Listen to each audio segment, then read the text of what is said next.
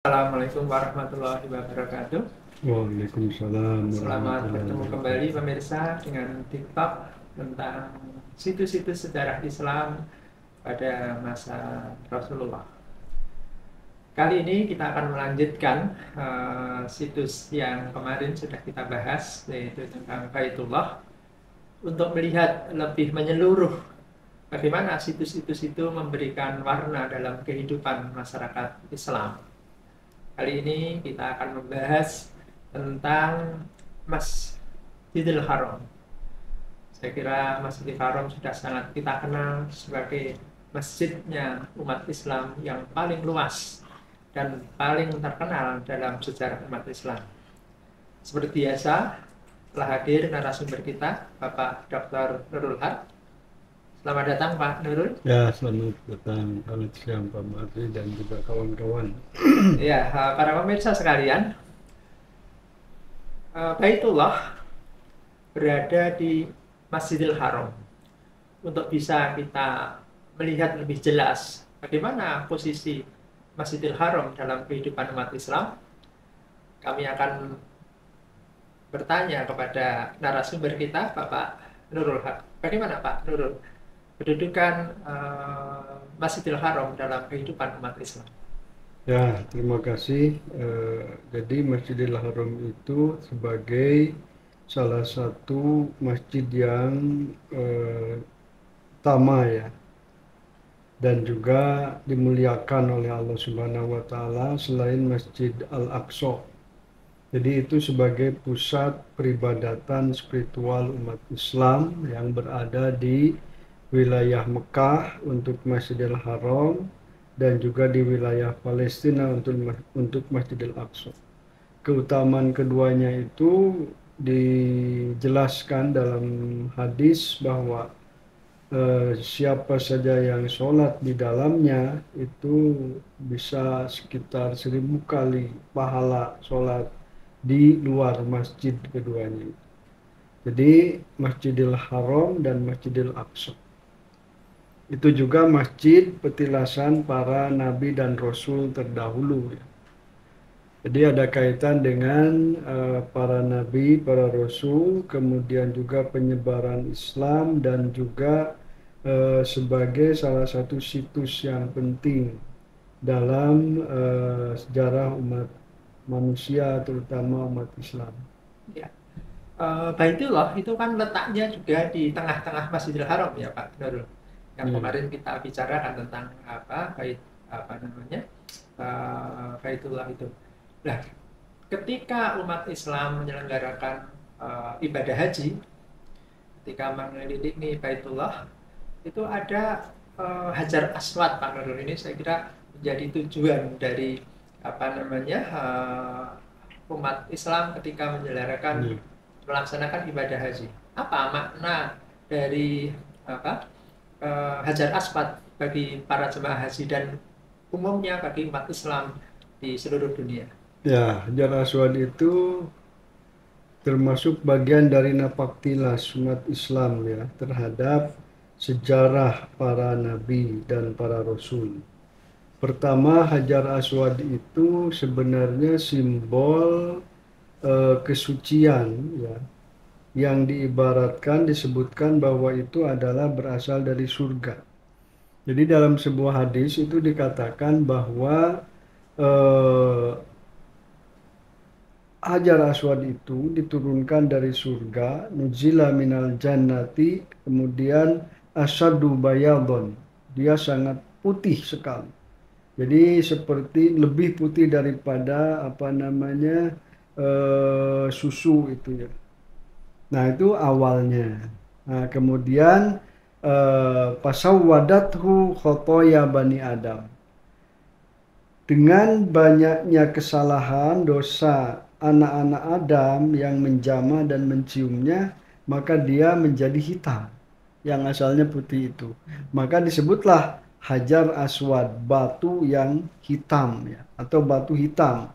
Jadi hitam itu sebenarnya perubahan dari warna putih cemerlang yang kemudian karena orang-orang yang menciumnya itu memiliki kesalahan, dosa, kemudian kehilapan yang kemudian merubah batu itu menjadi hitam.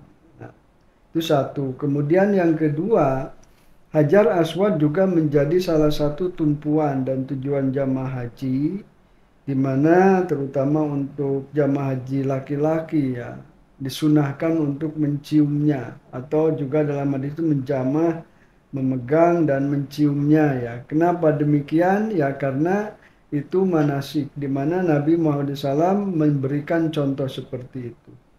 Oleh karena itu Umar bin Khattab pernah berkata, demi Allah seandainya Rasulullah tidak melakukannya, saya tidak akan mencium Hajar Aswad. Artinya Umar pun menyaksikan sendiri bahwa Rasulullah itu mencium Hajar Aswad. Nah, disinilah manasik di mana kita mengikuti perilaku atau tindakan yang dilakukan oleh Nabi Muhammad, dan sebelumnya ada yang oleh Nabi Ibrahim dan juga Nabi Ismail.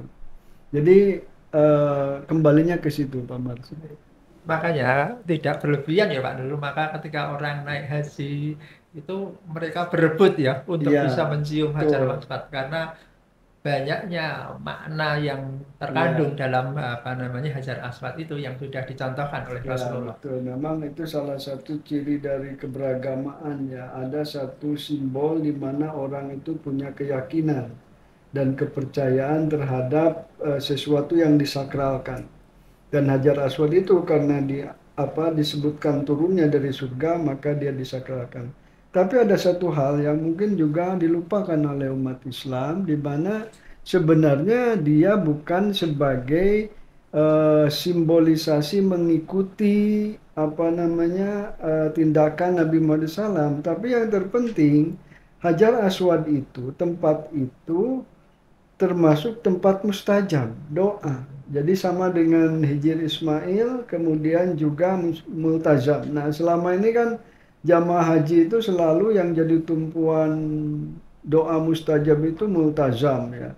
Karena memang Nabi menyebutkan di situ. Tapi jangan lupa di Hajar Aswad juga itu termasuk salah satu tempat yang dianggap sebagai tempat di mana doa itu dikabulkan.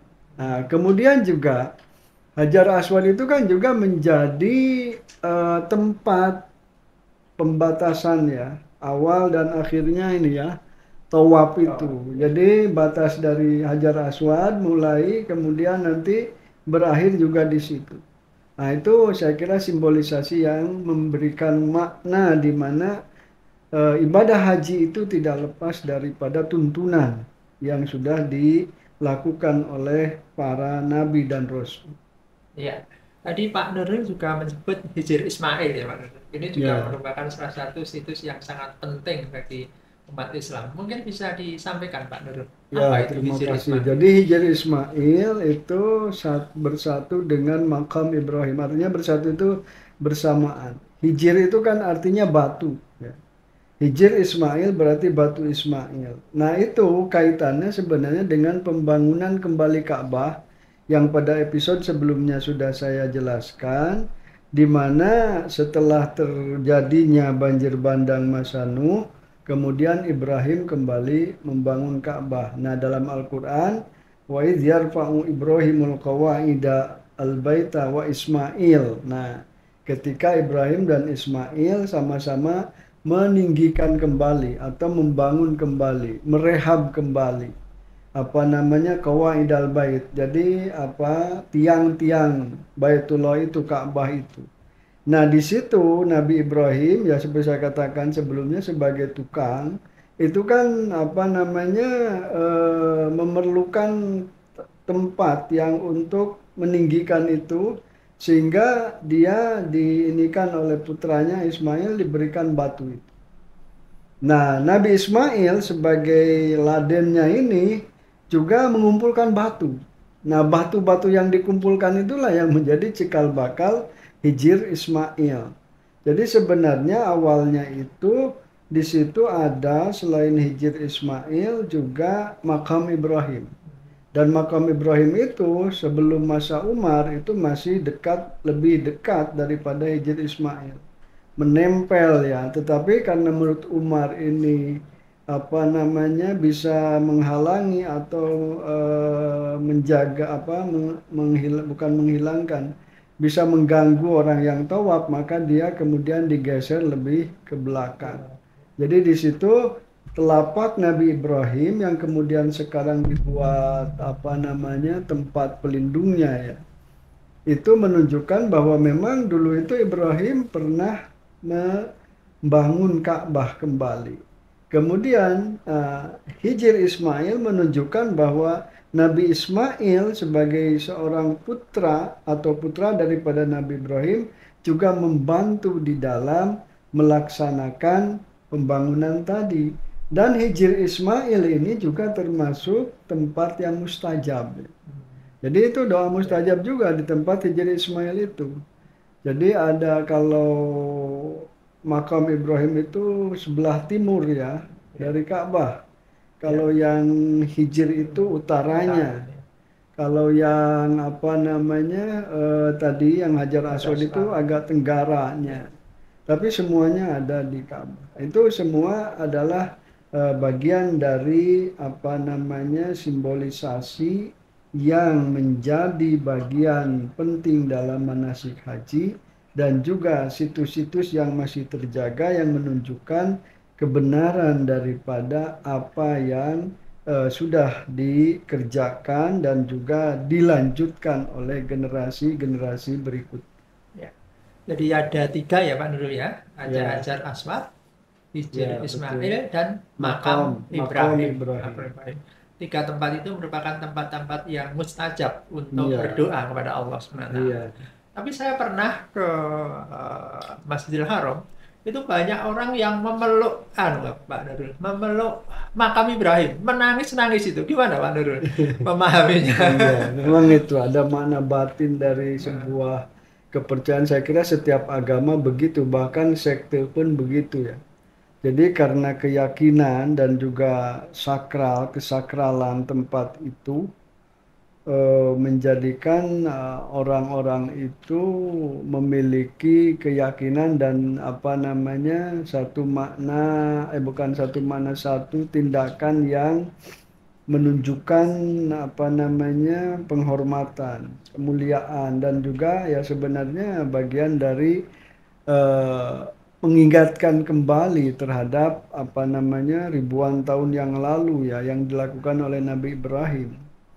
Sebenarnya dari satu sisi selagi dia tidak apa istilahnya itu tidak sampai kepada memusyrikan ya atau mempercayai memiliki kekuatan, saya kira wajar sebagai penganut beragama, karena semua agama gitu, bahkan sekte. Misalnya Syiah itu ya kepada makamnya para imam, wah itu bahkan keturunannya juga jerit-jerit kan, sampai menangis-nangis. Saya juga pernah tuh di Mesir sampai orang, padahal itu cicitnya dari Ali, itu menangis-nangis dan berjerit-jerit, bahkan semuanya apa menyanyikan kesedihan, lagu-lagu kesedihan itu. Dan itu saya kira tidak hanya di dalam ajaran Islam ya. Semua agama punya aspek batin yang bersifat kepercayaan dan keyakinan terhadap sakralisasi dari simbol-simbol agama itu. Yang itu ditunjukkan dalam bentuk tindakan. Sebenarnya ini lebih tahu nih Pak Marsi karena beliau ahli dalam budaya kan, kebudayaan. Jadi simbol-simbol seperti itu bisa dimaknai kayak totem apa? Totem itu kan juga seperti itu. Pemaknaannya sangat mendalam bagi orang-orang tertentu. Ya, pemirsa sekalian, saya kira sangat menarik apa yang disampaikan oleh Pak Nurul tadi.